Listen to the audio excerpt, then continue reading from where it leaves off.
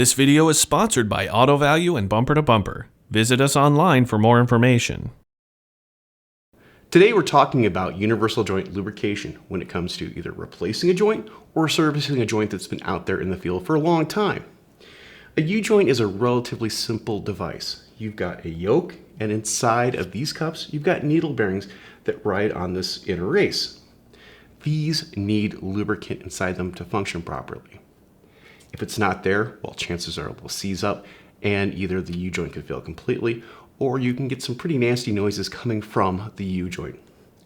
So when you're lubricating a U-joint, there's one thing to look for. Make sure that when you pump up your grease gun, grease is expelled at the same rate and the same amount from all four corners. If not, it could be a sign that either some of the grease passages are blocked or if the joint is too tight in the yoke. So look for the grease, make sure it's coming out at the same rate when you pump it full of grease, either when it's newly installed or if it's been out in the field for a long time. I'm Andrew Markel, thank you very much.